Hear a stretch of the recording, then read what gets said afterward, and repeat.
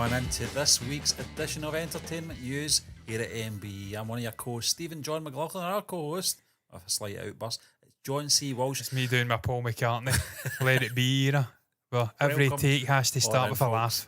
We are here to talk about a few things tonight. We're going to be talking about Daisy Ridley and the latest news from her Star Wars film, and we're going to be talking about Juror 2, the latest Clint Eastwood release. Obviously, its audience reactions, positive and negative. Wow. And finally, we're going to be having some music news. We're going to be talking about Oasis for a change, John, as they announced their final support act for the UK and Ireland tour. I don't know, obviously, the support acts for the American tour. I'm sure we'll Maybe follow the same. that. And could be, but I don't know. We'll see. But Can't John, think of any supporting act from the US that would mesh with Oasis in their current form. I don't know. I mean, Not going to bring on a Green Day or a Weezer, are they? They kind of tour together, don't Yeah. they? Green Day, You never Weezer, know. and You never Fall know. Out Boy. yeah, you never know. I actually regret not seeing them. They were in Bellahouston Park a couple of Weezer? years ago. Weezer, Yeah. Fall Out Boy, and Green Day. That's Fucking pretty good. That's a pretty good lineup. Yeah. I think we're wrong. Fall Out Boy definitely the lesser of the three. Yeah. But I'd pay to see Weezer alone and Green Day. Green Day, Green Day, yeah. very good. Been around for 30 odd years. Some shite songs in there, but some really good ones. But I digress. We're not talking about Green Day or Weezer. We're going to be We're talking about Star Daisy Wars. Ridley, John. We used to have a Force Friday show, but we kind of vetoed that when we fell out of love with Star Wars, John. And it doesn't that seem to be getting panda. any better in terms of our relationship with Star Wars at this moment, and thousands more. But who knows? But Daisy Ridley is certainly not an issue with us. We have to make that clear. She's not an issue. Character, perhaps, but not Daisy Ridley. She seems a very decent person. But John, And battling Daisy, Graves' disease, yeah, which yeah, I can relate to because Yeah. I also have battled Graves' disease. yeah. It's not a good condition. Um, Hopefully, she's on top of it. Well, I think she's doing the circuit just now with a sort of current film just now. But like anyone that's attached to Star Wars, they always get thrown one of those questions, don't they? Yeah. It happens to them all, I suppose. But Daisy Ridley's recent comments suggest that an upcoming Star Wars New Jedi Order film might evolve into Episode 10. Announced during Star Wars Celebration in 2023, the film remains shrouded in mystery, particularly around Rey's role as the leader of the new Jedi Order. Ridley was drawn to the project by director Sharmeen Obaid-Chinoy's unique vision, which she found intriguing. While early rumours pointed to a December 2026 release, that timeline now appears uncertain. Instead, Dawn of the Jedi, directed by James Mangold, I don't even know if that's an official title yet, is expected to start filming next year, making it a more likely candidate for the 2026 release.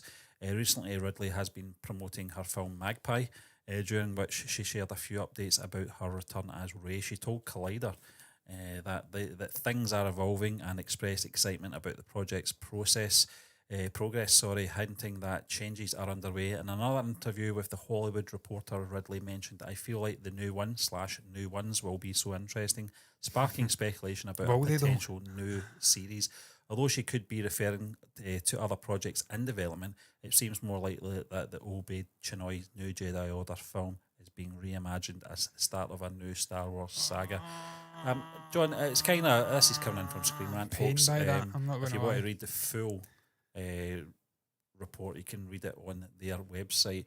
It does headline the Star Wars Episode 10, although there is no mention from anyone confirming that that is the case.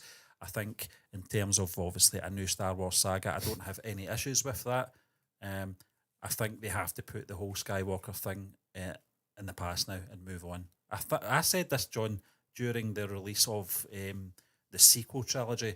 They should have been braver. They should have either went one way or the other. If they were sticking to the Skywalker saga, it should have been more in line with the original trilogy's characters, obviously screen time, etc., and being on the same screen at the same time, that kind of thing. Yeah. Or go the other way. Just start a new saga. Be brave. You've got the franchise now. Do something with it. Move ahead, move in the past. Whatever you do, you don't have to keep going back to that same saga every time. And if that's the case, it looks like that's what they're doing. Obviously, the Rey character, that's the sort of the bond between the old films and what's going to come next. Anyway, that we can't escape that. But It's horrifying, isn't it? yeah, it's just the way it It's is. just not a particularly, and every time I hear that, I think of a certain individual, likeable character. Yeah. I don't know, and it's not the character's fault. It's not the actress's fault. It's just the writing. That I keep getting back to time and again when we discuss the infamous sequel trilogy, the infamous saga that Disney gave us, the most expensive fan fiction ever created. The writing's so poor. It doesn't really go anywhere. It goes round in circles. There's a lot of MacGuffins in there. There's a lot of things that are just pointless, needless. Snoke dying, bringing back Palpatine, just needless. Somehow. Purple Rinse, General Admiral, whatever her name was, the Holdo manoeuvre, I think her name was Holdo. Yeah. It's just a lot of characters in there, just joke characters, nothing characters, DJ, Stuttering Stanley. Yeah. Fucking Benicio del Toro comes in, everyone thinks it's going to be Grand Admiral Thrawn. Yeah, Cassian, no. They think it's going to be Thrawn. Yeah. Nope, let's just give us some druggy joke character that takes us to, what was the name of that place, the planet? Canto Bight. Yeah. Basically Las Vegas, Monte Carlo, in the Star Wars galaxy. Half an hour tangent. Yeah. Has no impact on the story. We come back, still the slowest star fight chase sequence, whatever you want to call it, in the history of cinema. Just really poor decision making. The character never faced any adversity, had no real jeopardy, no real development. The one piece of development she probably faced would have been in the first movie, where she goes from junk, sort of scavenger on Jakku, to being this sort of hero she never thought, never intended to be, and having to kind of learn. But even then, she had everything in her toolbox. So just a really unlikable character from the get-go, and the writing killed the character, stone dead after. It was across the board. Force Awakens. It was across the board. Yeah. John, the writing was but terrible. They had the potential, Stephen. Hung Finn out to dry. Yeah. Your Oscar Isaac character, I'm blanking on. Poe Dameron. So forgettable. Some of the dialogue that came out that guy's mouth from a fantastic actor was absolutely criminal. God. And also, just the handling of the original three was just terrible. It was really bad. I get they were probably restricted with Harrison Ford's conditions of coming back. I get that. Killing him off was one of the things that he wanted to do back in 1983, but just weird. You know, there were, by the rise of Skywalker, we had an actress who sadly passed away, who they were forcing onto our screens, who passed away and keeping the character alive.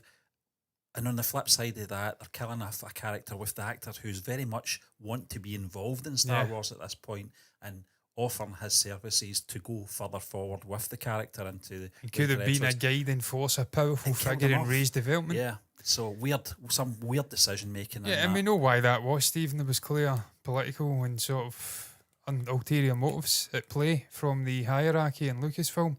There was very clear motives in regards to thrusting the Rey character front and centre. Again, we see this thrown at the Star Wars fandom time and again, certainly 2017 onwards, 2018 onwards, whenever The Last Jedi became a thing, because I've never really seen a huge amount of hate through the way of Daisy Ridley and also the Rey character post The Force Awakens. There was probably some, but it was nowhere near the vitriol that probably came the character's way following that. And again, not down to the actress, Daisy Ridley, not down to the actual character, but the writing and the clear transparency and the motives that they were trying to push. Just this desire to thrust this fucking character in your face, no matter what, no matter how likeable it was, just completely ignoring the fan base's desires and what had happened previously in terms of lore established in the universe, force FaceTiming and just bringing people back. It made no fucking sense. No. Again, just clear ulterior motives throughout the entire process, killed it stone dead with a fan base that could see through it. And I'm not having it. They're feminine, they're misogynistic, the fan base, because they accepted Carrie Fisher back in the 1970s and 80s. She was one of the most significant characters in Star Wars. She was bossing the two male protagonists and Luke Skywalker and Harrison Ford's obviously Han Solo about. And then you move into the 90s and the 2000s, you've got Padme, you've got Queen Amidala, you've got Natalie Portman, you've got Jyn Erso in Rogue One, you've got Mon Mothma as a character throughout the entire process. There's always been powerful female characters in Star Wars, and they've been accepted in Star Wars. Yeah, without belittling the the supporting characters or the other protagonists in the story. I felt the Holdo, as it you call it, I just felt that whole character was based on that kind of agenda, and I can't remember the actress's name off the top of my head. It's Laurie. Can't remember, John. She was in Jurassic Park. Yeah, she's Laurie. A good actor. Yeah, great. She's fantastic. Brilliant in the Marriage Proposal or something like that. The one with she was Adam in Driver and Sam Scarlett as well. Johansson. Very small part, but very memorable. Yeah, I mean, she's good. I can't remember her name. It's terrible. I'm absolutely Laurie Strode. No, it's not Laurie Strode. That's fucking Halloween. Yeah. Is it Laurie? I'm going to just search up the Marriage Proposal. I think it was a Marriage Proposal. That's the one with Ray Liotta, wasn't it? He was the opposite side. Yeah, he was the other lawyer. Yeah. Was that the name of the film? The wedding. The fucking Marriage Proposal. Was it? I can't remember. Oh, I don't know. You're talking the Adam Driver film, aren't you? Yeah. I loved the film. I can't believe I can't remember it. Marriage Story. Jesus Christ. Marriage Story, and her name is, wait for it, drum roll, Laura Dern. It wasn't Laurie. You were close. Yeah. Yeah, she's a great actor. John, it's just character, the whole unlikable. belittling the Poe Dameron character through that second part. The other character, what I was going back to, was just the butchering of characters as well. No consistency was obviously the Domhnall Gleeson character, where it was almost Nazi-esque in The Force Awakens. That rant was pretty fucking good, by the way. Yeah. And turned into a joke figure by the third film. It was just a clown, Turned him into a defector. Yeah. A mole. Yeah, it was just, I wasn't having that. John, he was a rampant hardline First Order. We came out, we went to Hamilton, and we saw the third film, and we just came out like, shit. Just shrug our I shoulders. gave up at that point, Stephen. Right, okay, moving on. Moving on to June. Yeah, exactly. A franchise with a director who is passionate, and he's a visionary, and he just everything about it screams invested, wants to give the fans what they want, wants to give a faithful adaptation of a story. Obviously, it's not like for like. Star Wars doesn't have 6, 7, 8 books from a fantastic writer. Whether I can agree with his writing style or not, can't deny that he's a fantastic writer. I know there's Tolkien haters out there don't like his writing, descriptive style of writing, and they shit on the books and say they're crap. That's the problem, bollocks. John, was the takeover and the rush from Disney to get their money back as soon as possible. That was the issue. They didn't give enough time to write a story, a coherent story that stretched over 3 films, that was consistent. They just had to knock these films out as quickly as possible to get their money back. They got their money back and more. They did, obviously from the takeover from George Lucas, but it was just rushed. It wasn't planned, and that's all. It all falls on the president's head at the end of the day. It does, yeah. I'm not talking about Kevin Kennedy. No, I'm talking about Lucas. It's nothing to do with Donald Trump back in the day. No, definitely not. And just I just one bad decision after another, John.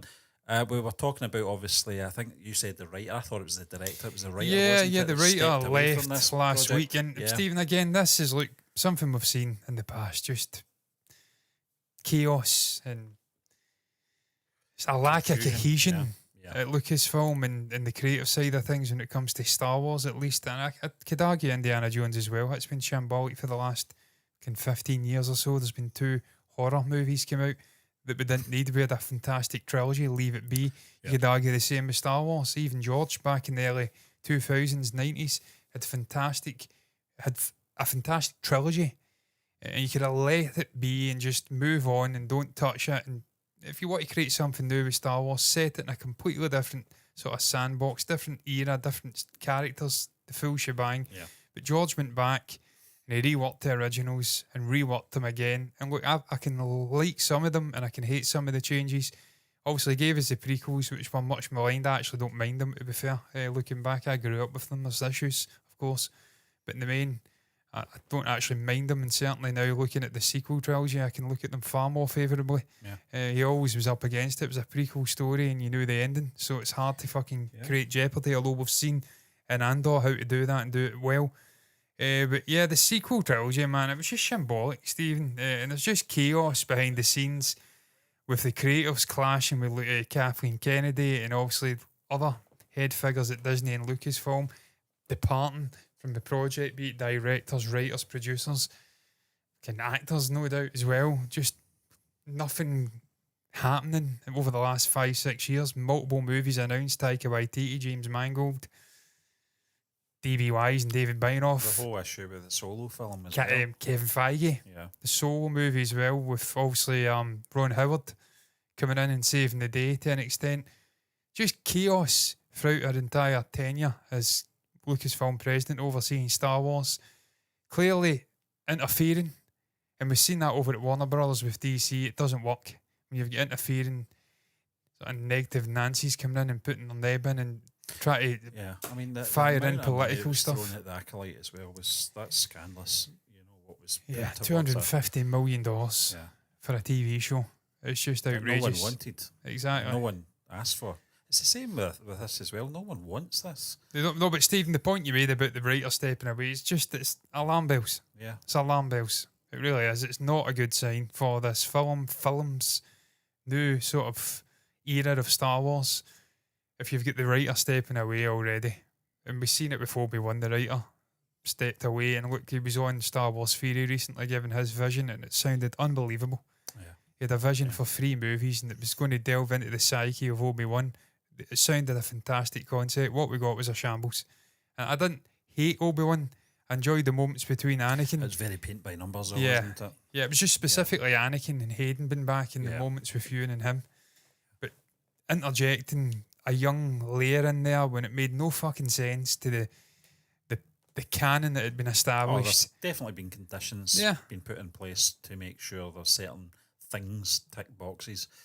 And this all comes from Kathleen Kennedy, once again. It's under her stewardship. And it's just... But again, Stephen, with this film, the problem you're going to face is just coherent strategizing for the future. And your foundations are everything.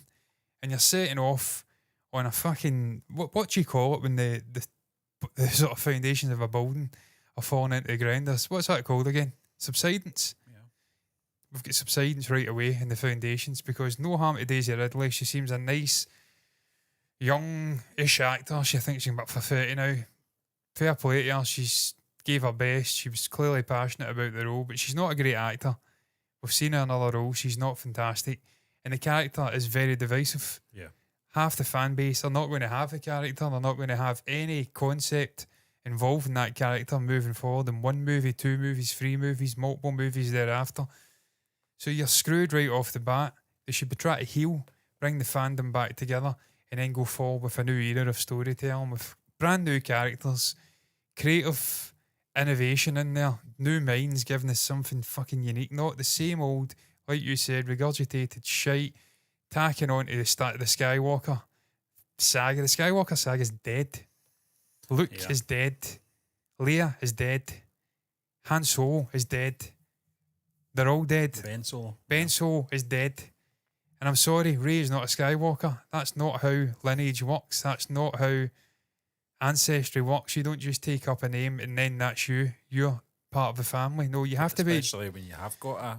And he's fucking evil. Yeah. He's the ultimate evil in the universe. You can't just say, "Oh, I'm not a Palpatine anymore. I'm a Skywalker. Let's go forward." And it's a Skywalker saga. Fucking shit, Stephen. It's terrible. So right off the bat, it's doomed to fail because you've not united the fan base. You're going to spit in their faces, the ones that don't like it. I'll be honest. By pushing a character that's very divisive, and then you're cutting off half your money supply right away. Since the sequel trilogy came out, John, I've not went back to watch the original trilogy. It's ruined it, it has to an extent. I don't have ruined the urge to watch it anymore. I'm I used to watch it on a yearly basis. I've 5 years on from the rise of Skywalker. I've not went back and watched. I think after actually The Last Jedi, I went, you know something, I just want to see this through to see what they're doing. Just I need to see it from with my own eyes, not just rumour mill. And we did that. We went to Hamilton that afternoon. We watched it. It was a Sunday afternoon in 2019, and came out going, I don't even care anymore. I don't even care. We came out of The Last Jedi 2 years previous to that, John. That's the other thing we should talk about. 2 year gaps between these films. It used to be 3 years. There was a reason for that. We came out of The Last Jedi, I think we went to Starbucks or whatever it was, and just sat there and going, what? Don't know what happened there. And that's a classic example of why you don't give your thoughts in a film. Yeah. right out of a cinema because I was trying to con myself into thinking it was something it wasn't. And I also came to my senses as time went by. But we've seen that with the There was a prequels as point well where to an we were extent. for I think between 2017 and 2019. Luke could still survive this. His hand didn't disappear. Yeah. You know, that metal hand didn't. And like you said, Stephen, I mean, the actor's alive. Mark's alive. He was alive at the time, clearly, because he's still too alive old now. He's not got the energy for this carry on anymore. Well, but back then he was, and Carrie had sadly passed away, and they decided inexplicably to kill off the character of Luke and keep, obviously, Leia alive, even though the actor was dead. And then rotoscope her in, the final slap in the face to the Rose Tico character, Kelly Marie Tran, I think the actor's name is. Sort of fucking saddling her with a dead character. It's just, I mean, horrible decision making. Your man from Lord of the Rings was in that film, and he had like 2 lines. Dominic Monaghan. Yeah. Terrible. Just I think that was a J.J. Abrams lost favour, wasn't it? It was because he had a few he's sort of lost cast in there.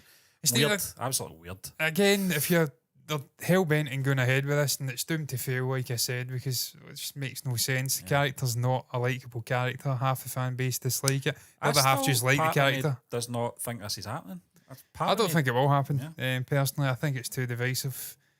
And again, you're going to speak about divisiveness. You speak about the director and some of the ludicrous comments she's made. I'm pretty sure it's her. Charmaine Obaid Chinoy. I'm pretty sure she was the one that said she likes to make men sweat and feel uncomfortable when watching her films. What a fucking ludicrous statement. I don't think anyone cares, to be honest. I don't know who she is. Utterly ludicrous statement to make, though, Stephen. When half, in fact, more than half, probably about 75 to 80% of your key demographic that are going to go and watch a movie in this universe are fucking male and probably middle-aged male. Figures at that, and you're saying, I like to make them feel uncomfortable. Well, they're not going to watch a movie then. You need to learn from this, Disney. Come back moaning about, not giving it a chance. I think even Daisy was out recently, kind of taking pot shots at haters of the character and sort of sad on it and saying it was like sexist and whatnot. They've got to learn from this, and I'm really disappointed. I heard about Wicked as well. The lead actress has been having pops. Someone made a fan poster, sort of homage to the original one with the hats down and it's shadow in the face and it's the bright red lipstick. She's been coming out and having pops. These actors and the figures, prominent figures in these studios, need to learn from previous mistakes and just, look, even if you've got thoughts on something, just stay the fuck out of the limelight. Keep your mouth shut. Same with Snow White as well. It's ridiculous. Snow White to an extent. I mean, I kind of didn't like the sort of hatred that was getting thrown the way of the actual actress. It's not her fault. And ultimately, you do have to bring them up to some sort of modern standard. These are movies that are 78 years old. You can't live in the past. Of the original film. Yeah, that's I mean, it's weird ludicrous. Fucking ludicrous. Yeah, it takes me back to Jim Carrey's sort of promotion or lack of promotion for Kick-Ass 2. Yeah, you're part of that film. You've got a duty. Anti-gun crime. Strange. You must have saw the first one, Jim. Come on, I love Jim Carrey. You know I love him. You love him, John. Yeah. But it was a really weird period in his life where he was coming out with all this. And as you said, actors should just act and stay out of things. I don't mind having a political voice in the right sort of arena or space, but promoting a movie and forcing your political agenda down people's throats, forcing political agendas and sort of modern day issues into sci-fi TV shows and films that are set in a galaxy far, far away a long time ago. Very specific. George did that for a reason. Yeah. You're keeping all the bullshit of the real world out. It's escapism. For someone to go into a theatre and watch it and get away from the rails and away from all the nonsense in real life, and they just are determined to inject that into everything creatively these days, and it's fucking really annoying. It really it boils my blood what they've done with Star Wars in the last 10 years, 15 years or so. Well, it's 10 years. They've killed it, Stephen. I've said it time and again, the brand is dead. It had an aura about it when I was a kid. I'm looking forward to Andor. Just because obviously I very much enjoyed the first season of that, although it took a while to get into it, but I like the character. I like the characters that were obviously surrounding this main character, and I just want to see what they're going to do with it. But again, it's tagging on to the original trilogy again. It's linking up to that. They're just not brave enough to do anything out with that. even the Acolyte, which I didn't watch. I I've saw no obviously intention of there watching was that, yeah.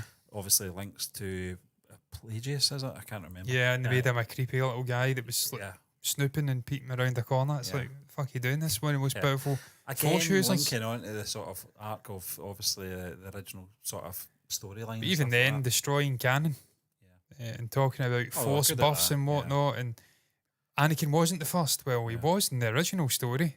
He was something special. He was a chosen one. There was a whole premonition, sort of. I don't know. Premonition. It's not premonition. There was a, what you call it again? It's a sort of. I can't remember what the name is, but there was a. It was almost like the Messiah story. He will come again. He'll rise again and whatnot. It was foretold that this figure would come and he would unite the Force and he would end the tyranny of the Sith. He was the one. Yeah. And now they've set something 400 years in the past, and there's characters doing what happened to Anakin before Anakin. And they're just shitting on the legacy of Anakin Skywalker on George Lucas. It almost feels deliberate in a sense. There is an agenda there, and it's like I don't know why you do that. I don't understand the sort of strategy behind it either.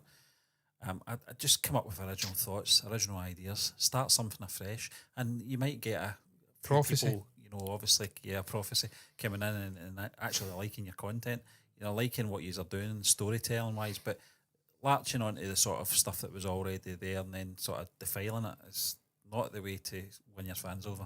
Certainly isn't. And it feels like that's what they've been doing the Yeah. entire time. And ultimately, Stephen, that's why you came back to a New Order, whatever they're calling it.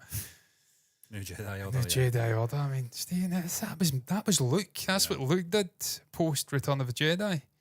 And he did it, and he failed, according to the sequel trilogy. I think we all It was know all a Rey's disaster. not going to fail. Yeah, Rey's not going to That's the fail. point, And this is the problem we've got. Yeah. First of all, I don't care. I'm not invested in the character. All the things that made that era special, you've threw it in the fucking bin. In The Rise of Skywalker, the sort of storyline that they kind of tried to follow the path that Luke and Lando went on to find, this wayfinder, etc. I can't remember. I've not seen it since obviously it came out, but I was like, I just can't picture that. I can't picture Lando and Luke doing stuff together. No. I just can't buy it because they didn't really have a relationship It was in episode 5 or 6. Yeah, No. exactly. And it always gets back weird. to the expanded universe. Han or Lando serving Luke hot chocolate in the rooftop. It was shit. They've took all the shite elements. There was so much potential. Hot chocolate. Oh, it was fucking terrible, Stephen, honestly.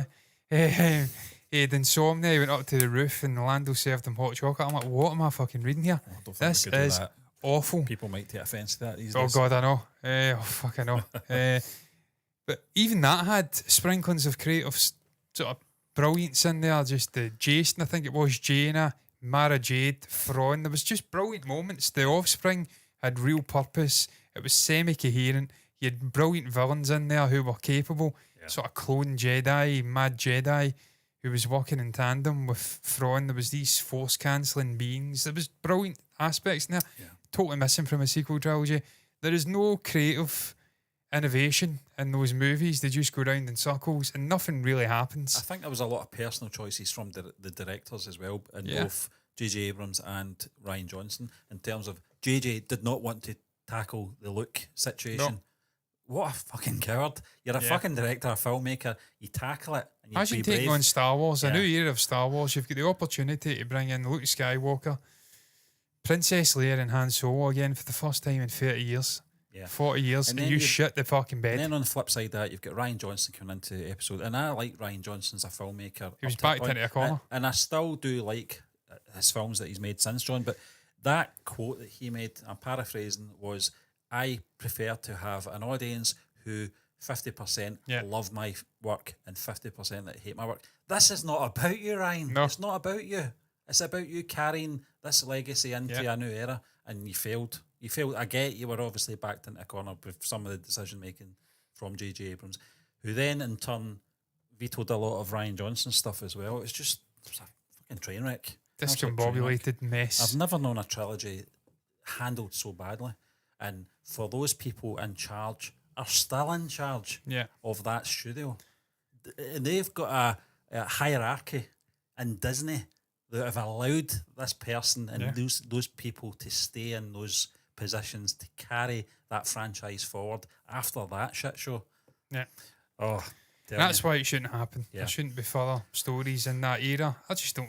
Stina says it. I don't even want a Star Wars movie. I'm done with Star Wars movies. TV shows to an extent, if they're well written. Andor's sort of, and the Mandalorian to an extent. Even the third season poor. of Mandalorian wasn't even about him. It was poor. It was all about Bo-Katan and fucking Grogu and everything other than the Mandalorian. That was a bad decision bringing Grogu back as well. Yeah, you think at the first, I'm starting to get pissed off at Grogu, and I'm trying not to, because he's such a likeable little character. But it's just like, it's the Mandalorian. Yeah, it's in the fucking title. Yep. I understand Bo-Katan's a Mandalorian and there's other Mandalorians, but it was meant to be a Lone Ranger gunslinger going about, very selfish, doing his thing. As soon as you fucking tie a little friendly, whatever the species are, next to him, and he has to be out here's your daddy, kind of daddy figure, you kill it dead, man. And it's just get progressively worse and worse and worse. Andor's the one sort of standout, the anomaly. Well, and no one's fucking watching that. Yeah, Nobody's watching that. And it's the best Star Wars since probably the Rogue One film. Yeah, I think so. Yeah. But I'm not interested in this, Stephen. I don't want to see it. No harm to Daisy Ridley again. No. Seems like a nice person. I feel for her. She's obviously passionate and wants to take the character forward, but there's no real rhyme nor reason to bring the character back. There's no jeopardy for the character. We've seen that across the sequel trilogy. It'll not change. We had Snoke in there. We had Ben Solo in there. We had fucking Palpatine come back. There was all sorts of... What's it going to villains. be about? You're going to see the rise of this new Jedi Order, and then there's going to be Sith are going to creep back into it, and then we'll have the whole thing again. And it'll just be shite writing, shite characters. Ultimately, they're screwed. Star Wars is screwed. I mean, it's not Marvel. It's not DC. You've not got 8 years of storytelling. What you've got is 3 original movies. One of them wasn't up to the standard of the first 2. It was still very good. And that's all you've got. And you're trying to reverse engineer out from that and create more grander storytelling, bigger worlds, more characters. You're trying to take out of 3 movies. And that's not what Marvel and DC have got. They're fucking mining off of 80 years of stories. Some of them will be shit. Some of them will be great. Yeah. You've got so much you can get your teeth into. So many characters, so many plots. Just fucking sagas. There's so much you can do with those stories. Star Wars doesn't have that. And it's always going to be measured up against. And anything that does exist in terms of the expanded universe, as it was called before it was called Legends, they don't want to know about the best stuff. I'm talking about the good stuff. They don't want to handle it. They don't want. They've come out and stated they don't want to deal with that stuff. It's not canon, as they said. We'll make our own canon. Really, good luck with that. Yeah, I mean, the final thing I'd say again, it's just the desecration of Luke Skywalker. That was the most disappointing aspect for me. And this just continues to be a desecration of Luke Skywalker. I mean, even in this image here, look fucking look in the back from the original OG A New Hope poster, and they've got Rey in front.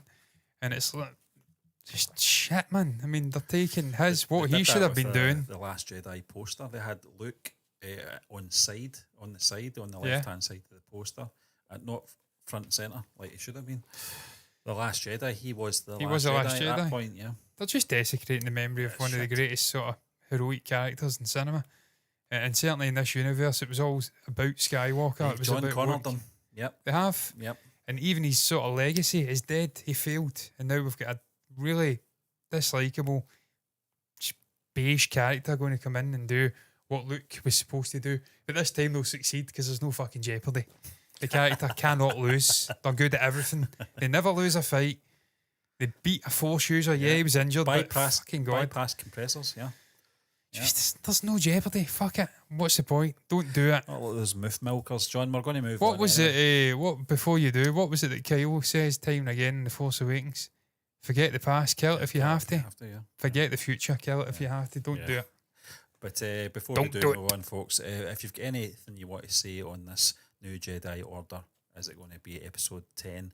Are you interested in this carrying forward with the Rey character? Let us know in the comment section. But we're going to move on to our next topic, John, and it's all about Juror 2, and the first reactions are in. And Clint Eastwood's new movie is dividing early audiences ahead of short-change theatrical release. Juror 2, directed by Clint Eastwood and written by Jonathan Abrams, has sparked mixed reactions following its premiere at the AFI Festival on October 27th. The film, which could be Eastwood's final project, is a legal thriller centred on a juror in a high-profile murder trial. Nicholas Hoult stars as the family man juror, facing a moral dilemma that could sway the trial's outcome towards conviction or quittation. The film's ensemble cast includes Toni Collette, J.K. Simmons, Chris Messina, Zoe Deutsch, Gabriel Basso, Leslie Bibb and Kiefer Sutherland. Audience responses to Juror 2 have been divided, deflecting contrasting opinion about Eastwood's direction and the film's narrative approach. While some appreciate this tension and moral complexity, others find it lacking in depth of originality. The buzz is particularly notable given that the Juror 2 is set for a limited theatrical release, suggesting that Eastwood's reputation might influence its reception as much as the film itself.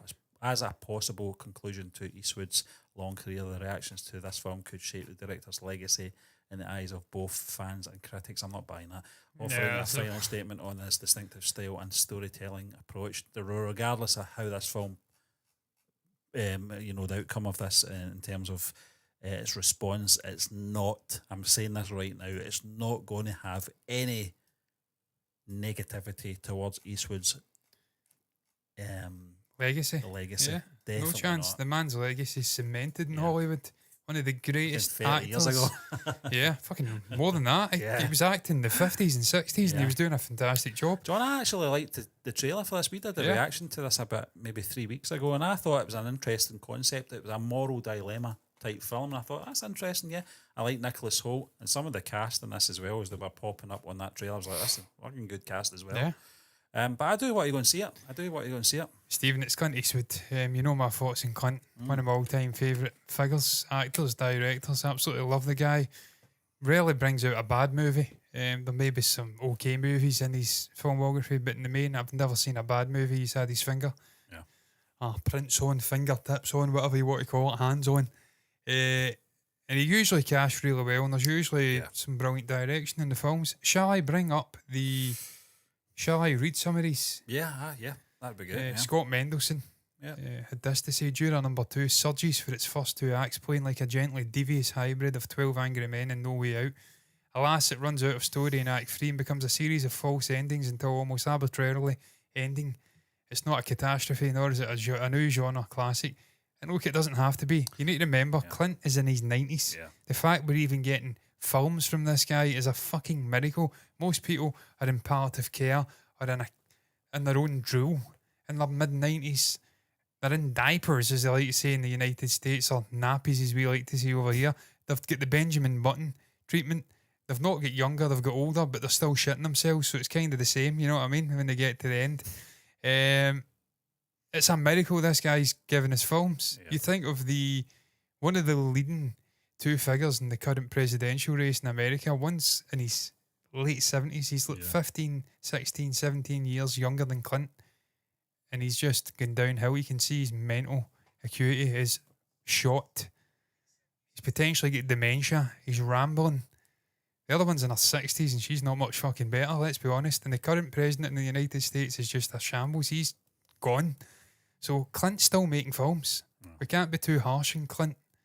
It might not be a genre classic. I think it's expectation more than anything. I think it's going to hurt this film, John, in terms of if it's his last film, people just expect it to be the best ever work he's done, and it's not going to be the case. No. He has done some mediocre work in terms of directing.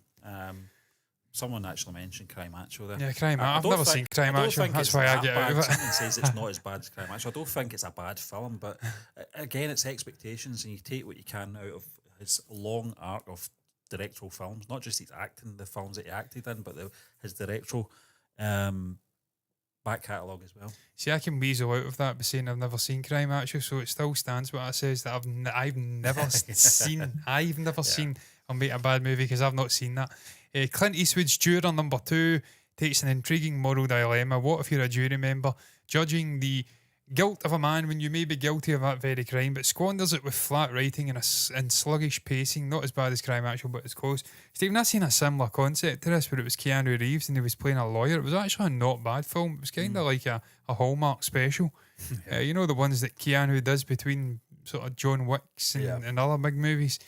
he was playing a lawyer, and it was revealed at the end that he actually had committed the murder. But it was a great twist. Yeah.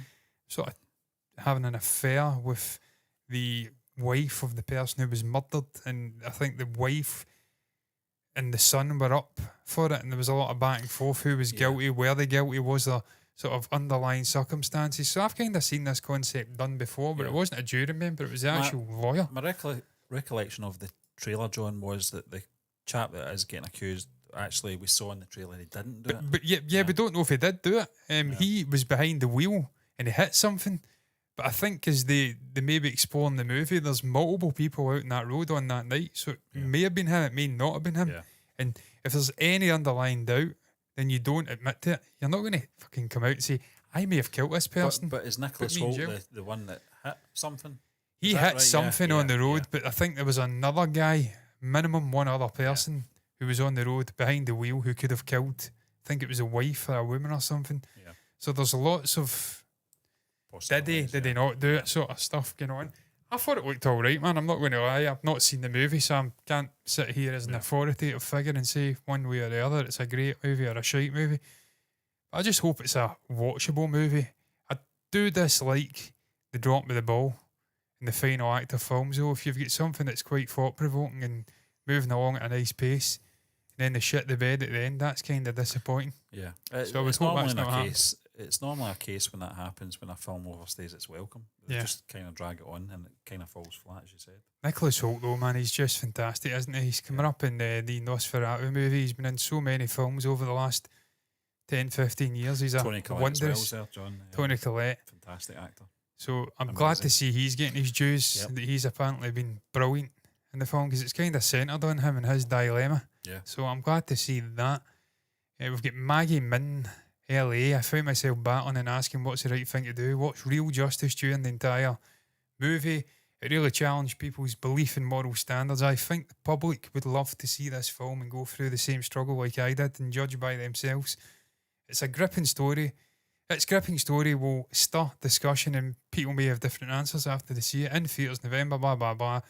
It's their favourite Clint Eastwood movie in recent years. Nicholas Hoult did a selfie before visit the screen. See, this is the issue you've got as well. Ultimately, I'm going to come back to us because I'm done reading that. You don't need to hear us reading.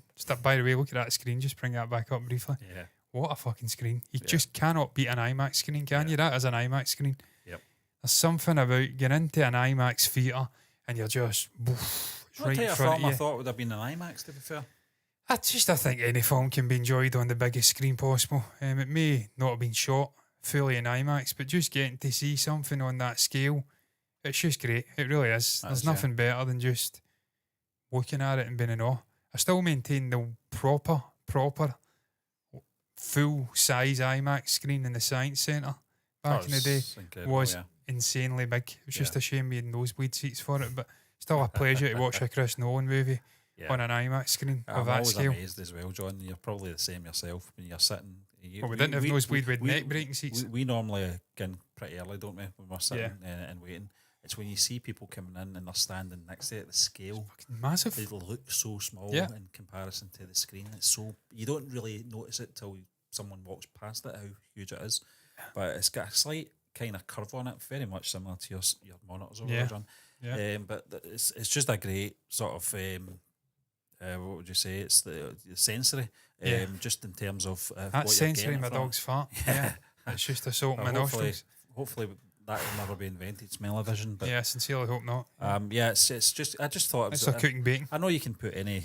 I know you can put smoky bacon. I know you can put any film onto it, but I just feel sometimes in terms of a courtroom drama, I just think it's kind of wasted on it. Yeah, it's probably just been that's been the showing. Yeah, and could have been. Yeah, they've also got a big space for them to maybe go out and speak afterwards, the cast and crew.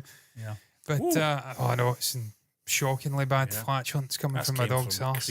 2006. Yeah, down some dark alley. It's horrendous. Yeah. Wow. That was my schnitzel. I was supposed to get a chicken schnitzel back in the day, and I ended up getting some weird brain matter schnitzel. Turned out I just ended up eating fried egg with chips. So I'd been as well just going to a fucking British pub and doing like your average Londoner, or double not even Londoner, because they're double more egg and chips. Yeah, double egg and chips. Fucking what was it? Shirley Valentine Yeah. Just eating like them. Shite. I made up for it though. I had Euros. What Euro? I had Euros after I had Cliff Tika. Yeah. So I like to test the culture. I have to stress. I'm not like those little Englander perfidious Albion types down south that like to just eat beans, onions, gravy with a steak pie. Love me grub. A poker pie. A poker pie with eels. Yeah. Fuck off. But staying like I'm conflicted. I want to put stock in what these people are saying, but then ultimately they're just the most untrustworthy people on earth. I put it These down to critics. expectation more than anything, John. I think that's what it probably is. I think people just think he's going to go out with a bang, and I don't think that's going to be the case. As you said, he's a 90-odd, whatever it is, 92-year-old gentleman who's still directing big films. It's not even an independent film. It's a big mainstream film. Ultimately, all art's subjective. Yeah. I've seen a lot of shitting on Joker 2. I've seen a lot of people saying you must go and watch it. No, that's people, not Pico. Don't know what happened there. Peacock. Pickle. I don't mind Branston Pickles, to be fair. I've seen a lot of people saying it's not as bad as what's been made out. Go and watch it and judge for yourself. Apparently, it's actually not a bad film. I've still not seen Joker 2. I may have to watch it before it disappears. Yeah, but forever. That's a cautionary tale on reactions and reviews. A lot of people are praising it. Some people don't like it. That's just life. That is, yeah. It's all subjective. I personally like the look of the trailer. I don't know if it's a film I would go and watch in a theatre. I have to be honest. It's maybe one I watch on a streaming service a couple of months later. Yeah. I now reserve going to the theatre for really like top tier award sort of baiting movies or big movies like June. Or a community sort of Deadpool. come together type thing where you're getting the vibe of the room done. That's what I kind of reserve going to a theatre for now. That's why we're trying to go and see some Indian stuff. With Indian it's one of the things I definitely want to try. I want to see an Indian film with the Indian community because we've got a massive Indian community and they're top people. What they've done, bringing their culture here and giving us a taste of it. You can never, into our living rooms, can never ever downplay the importance of that. They've saved us from gammon. Yeah. And fucking just gammon and beef ham and steak pie, just turgid, beige, mundane shite getting served to you on the nightly. I thank Indian people and Chinese people and Japanese people and Korean people and Italian people and French people for Germans. Just thank multiculturalism and Turkish people and Greeks for coming here and bringing their fucking palates here because they are infinitesimally better than Scotland and Britain in general. So, where was I going with that? Mince. Yeah, exactly. I don't mind mince. A bit of brown sauce. Every day. Not every day, though. And that's the problem. Ethel and whatnot back in the day, eating that shit every day. And that's why the average life expectancy back in the day was 53 or something. Maybe 30 odds if you lived in the wrong area. Yeah. Multiculturalism, though, I'd love to experience a film with the Indian community because they do it differently to us. Yeah. Not as dour as us. Yeah, before we move on though, folks, are you going to see Juror 2? First reactions are in. What do you think of them? Do you think it puts you off or you don't bother? Clint Eastwood's potential last film as well. Will that be enough to draw you into the theatre or are you going to wait and see it on one of the streaming platforms? You can let us know in the comment section, folks. But we're going to move on to our final topic. I'm just laughing at the adverts here. And trying to get me to wear fucking spandex. You think I am? We're going to move on to music news, John, and it's all about Oasis. And Oasis have announced that the indie rock band Cast will be joining them as their final support act for their highly anticipated UK and Ireland reunion tour next year. This announcement follows news that Richard Ashcroft, former frontman of The Verve, will also be part of the lineup for the sold-out shows. These performances will mark the first time in 16 years that the brothers Noel and Liam Gallagher will share the stage. Cast, whose frontman John Power has a long-standing relationship with the Gallaghers, expressed his excitement, calling Oasis the voice of a generation and highlighting the deep personal connection he has with their music. The Liverpool bass band, which rose to prominence during the Britpop era of the 1990s, will open for Oasis on the tour, a fitting nod to their shared history in the music scene. Ashcroft also expressed his enthusiasm, crediting Oasis' early music, particularly the song Live Forever, as a key inspiration for his songwriting. He looks forward to creating new memories during the tour. All tickets for Oasis reunion tour have sold out, with the band also set to tour in the US, where they will be supported by Cage the Elephant. Liam Gallagher recently addressed criticism about the choice of supporting acts, emphasising the significance of experience and talent. I don't think they don't have much say in who is the support acts in the US. I would imagine if Liam's coming out addressing that.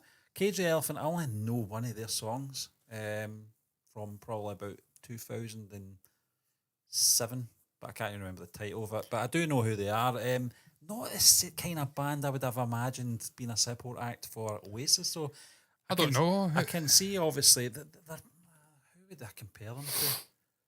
I couldn't even think, but an American band at that time, around about 2006, 2007.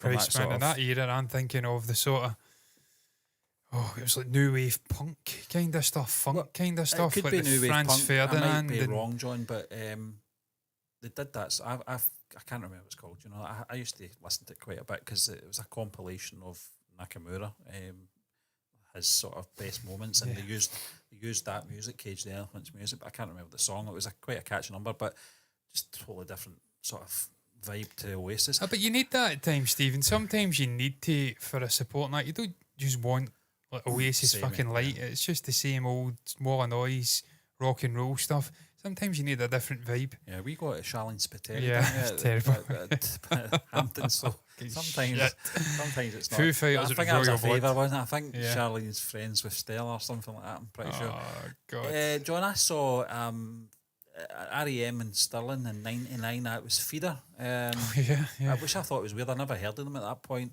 When I went to see Travis in 2003, it was Keane. Who not bad. Nobody had heard of at that point either. So not bad. Sometimes it works, sometimes it doesn't. Keane. But in terms of obviously Richard Ashcroft, it's funny. I hate when they do this thing where they say, you know, the Britpop era. I've never regarded Oasis or Richard Ashcroft as Britpop. Oasis are not pop. No, it's fucking nonsense. Cast, yes, Cast were an offshoot, or I should say. Well, I've just seen that John Power. John Power was a Laz. In the Laz, John. Yeah, I know the Laz. And they're not a sort of continuation of the Laz. They were a separate thing, totally different music, and people would kill you for comparing it to them. The Laz fans, that is. But the Laz were great. I would say the likes of Cast, probably Suede, Supergrass were more Britpop. Yeah. I wouldn't say Pulp were. I think Pulp were a thing on Pulp was just a different fucking very groove good band, entirely. Yeah. I fucking love Pulp. Yeah. I was even obsessed with that guy when I was a little kid. Jarvis, I was just completely in awe of him and his stage presence. I used to love watching him doing Common People and shit like that. Do you like Cast? Do you... I don't know any Cast songs, Stephen. I'd need to listen. Walk Away, I maybe right. do. See, when I think all right, I think of... I guess I'm alright. I think, what do you call them? Supergrass? Yeah, Supergrass. That's the all right I think of. But no, I don't know anything, but I know the Laz. And if he was part of the Laz, then they've got to have something about them because the Laz were great. I actually remember fairly recently watching Noel Gallagher. I'm pretty sure he was talking about the Laz when they came up and they got their record deal. And they knew of them then, and they were only about 16, 17, 18 when they were breaking onto the scene. And he says they were a force of nature or something like that. Just really slick, great band. So it's good to see that he's not forgotten people he had relationships with in the 90s and onwards. Fan of menswear? Menswear? What's that? Lemmy hates them. Oh, yeah, I know what you're talking about. Yeah. Oh, they're fucking dreadful, aren't they? Yeah. Is that one of those sort of talky kind of ones? But shit. Yeah, there was a lot of Britpop I didn't mind, to be fair. There was some good stuff that came out, and it was a good vibe at the time. It was just good to see, obviously live original music coming through from proper bands and stuff like that, but there was a lot of nonsense as well. There was some great music in the 90s though. I obviously missed most of it being a little kid. Yeah. I was aware of Oasis, I was aware of Blur, I was aware of The Verve, I was aware of Pulp, bands like that. I obviously missed the more American stuff like Nirvana and whatnot coming through because I was too fucking young to remember it. But you can't deny it was just something about that era, Steve, even the dance era, the music, it was just special. And it's for me, I maintain it's Chemical the last Brothers, yeah. Chemical Yeah. Brothers, Fatboy Slim. Yeah. Just all the dance tunes like fucking Ibiza stuff. think No, all just the- some brilliant tunes think- came out. I think a lot of the genres at that point were just sort of on top, weren't Yeah. they? Just they knew what they were doing.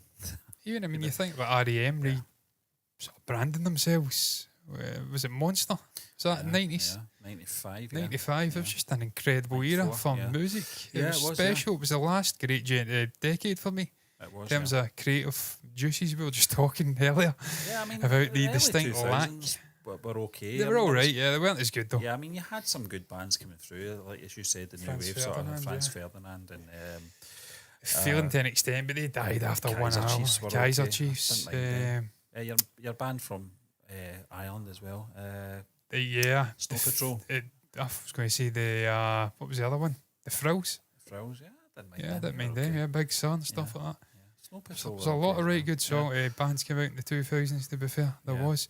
But it just felt like an offshoot of the 90s. They were kind of inspired by the 90s. Spill, yeah, it definitely was. And then yeah. it just died a death. And I don't They'd want to. have been working their way up in the late 90s Yeah. before they became prominent, those Yeah. bands that we mentioned. But I'm happy to see it, John. I'm happy to see Richard Ashcroft getting in there because I do love Richard. Yeah. I've been watching and listening to a lot Yeah, of his stuff yeah. recently. Yeah. And he's just a brilliant personality, a brilliant singer, very unique voice. Love that guitar he's got in that article, by the way. That's the classic John Lennon, George Harrison, Beatles. Yeah. Gibson. Yeah. Forget the name of the actual. John, we Thing with it, talked that's a about, I classic think it guitar. was when it was announced that they were reforming Oasis, that is. Yeah. We were talking about the potential of support acts and guest appearances. I think Bonehead is almost confirmed as being part of the lineup. Is he still battling cancer? Bonehead. don't He had know. throat cancer, didn't Yeah, it was a couple of years ago, so I'm Yeah. pretty sure he, I mean, he? I'd hope he's over that because that's. what a musician, first and foremost. But yeah, I hope. He's underrated, Stephen. Rhythm and bass and playing all sorts, playing fucking piano yeah. parts and that little the sort of Oh. boy like accordion Yeah, kind of thing. He's yeah. just a brilliant multi-instrumental But it's musician. not really. It's not been confirmed, has it? Brilliant The personality as actual lineup that's coming back for it. Yeah, I think it has in the main. I think it's it? Bonehead, Jem. I think it's or Game, not Jem. Yeah. Noel, Liam, and the second drummer. Right. Okay. I always forget his fucking See the name. guy that's in the High Flying Birds now. I don't know. I'd The need to drummer. search up the second drummer of Oasis. He's a good drummer. It's the second one. It's not the original, and it's not obviously Zach. Alan White or It's Tony McCarroll. Yeah. no, it's not Tony McCarroll. Is it Yeah. Paul McGuigan? Paul McGuigan's the bass. That's No, good, who the fuck is the drummer? What's he called? Alan White. No, is it Alan White? Alan White, the drummer from Don't Look Back. Nanga's back. I think it may be Alan Is it? White. I'm Is pretty it? sure it's Alan I White. thought you were talking about the drummers in the sort of second incarnation of Oasis. No, I'm I know they had you know, I don't- obviously I- Ringo's boy, didn't they? yeah, Zach Stark. yeah. And then they I've had searched another up guy. Wire. With a H. Is it Alan White? Yeah, he's teasing. I think you may be right, Steve. Named him. I mean, that's September. It's about a month and a half, 2 months ago, nearly. Yeah. So, but I'm pretty sure it was Alan White. Yeah, I mean he was there for a long time after obviously took over from Tony McCarroll, and then I think he left. Probably later stages, wasn't it, Oasis, and then they just sort of brought in session drummer. No. I wouldn't say obviously Zach Starkey's a session drummer, but he wasn't a permanent member of the band. He was Noel's just- very disparaging when it comes to drummers, though. Yeah, He's he got a said really bad He attitude said about he'd get a drummers. machine if he could. Bollocks. Yeah. It's absolute shite. You need the touch and feel of a human being playing drums. A machine's soulless. Yeah. You need to have spontaneity, certainly in live performances. I think that's just know your place drummer. I think that's what it is. I'll keep you on your toes. Yeah. I think it was Some of the best drumming came from some of the best sounds came from the drumming. In certain songs, Don't Look Back, Nanga, Supersonic's intro. You know, just the drumming. You know, the feel. Couldn't live forever. It gave that definitely maybe album. Every track, the drums gave a feeling. You can say what you want about Tony McCarroll. I'm not his biggest fan, but he was consistent. He wasn't technically brilliant or anything like that, but he could hold the beat. I would love to know which drummer it was. I watched a clip from a live show in the 90s, and Noel was just destroying the drummer. I don't know if it was Tony McCarroll. I think it was Alan White. Was it that the Alan one White? Yeah. What I've a seen great that. drummer. Yeah. Fantastic fucking drumming. Because I think he ended the song too early. Yeah. And Noel I was saw that, raging yeah. at him, Yeah. and he was just taking swipes at him. And even Liam had to say, it's all right, man, it happens at times. And Noel just kept going after him. So I think he can be a fucking nasty little bastard I think at he's times, a no? perfectionist, Yeah. But But I'm looking forward to it, man. I pray to, even televised. now that it's televised, there's at least some live. Even though Liam said it wouldn't be. Even if I fucking have to pay for it, I mean, I'll pay to see the televised sort of performance. Yeah, just to see it, yeah. Just to see it live, because it's a one. If I It's can, not a one in a lifetime, but it's a fucking event. this is the thing, John. Zeitgeist Even event. if we don't get to see it, I just hope it's a success in terms of, I don't mean monetary, I mean in terms of vibe and relationship and what they can do afterwards. Because if this works, and it obviously it could be the start of a sort of second wind for Oasis in terms of new content, new music. Who knows? No, I agree. knows? I don't know if we'll ever get more new music though. It's just potentially a step too far for the Gallagher brothers. I hope you're right. I hope we do. I want to see them evolving into a more mellow. Council Skies was a great album. It was, and Liam's been doing some great stuff Yeah. recently, and I know he get criticised for his voice in the Joshua fight, the sort of pre-Joshua fight recently, but it's going to ebb and flow, man. The Yeah, guy's he's in his 50s now. He's been doing stuff with Squire, hasn't he? John Yeah. Squire, Yeah, it looked good. Yeah. Yeah, I've seen some of the live stuff. I wonder if think he, his voice. I actually thought he might have been one of the sort of support acts, John Squire, but Yeah. you never know. He might I'm just make surprised they've not got bigger names. No offence to Cast or that other one you were talking about. Ashcroft, fair enough. But I Mensmith? just, no, the other one. I don't even know what the name of that other fucking band was. One you says it was like an American. Cage Two-Faced. Elephant. Yeah, I knew it was the Elephant. Yeah, something. they're for the US tour. Yeah, to be it's just fair, that you can do better than that. Yeah. You can do no harm to Cast. I don't want to come after them. I don't know anything I know, about them. but normally the support acts are smaller. Yeah. In terms of popularity, aren't they? Yeah, Or but you can- they're either upcoming or they're sort of Yeah, legacy but if we're bands. talking aren't about Oasis here, Stephen, Yeah. I mean, But most who would bands you- are smaller. they? But who would know one as a support act? You know, that's what Yeah, I you got know. to think of Yeah. as well. He doesn't want anybody that's good. He doesn't want Coldplay. fucking U2 or Coldplay or something like that, you know? Imagine Coldplay. Oh, God. Yeah. If the fucking two brothers don't kill each other, then Chris Martin coming in with a rainbow coloured get up and badges and light up armbands. What's he doing here? That would end it. That would end it immediately. He'd be wanting to murder them.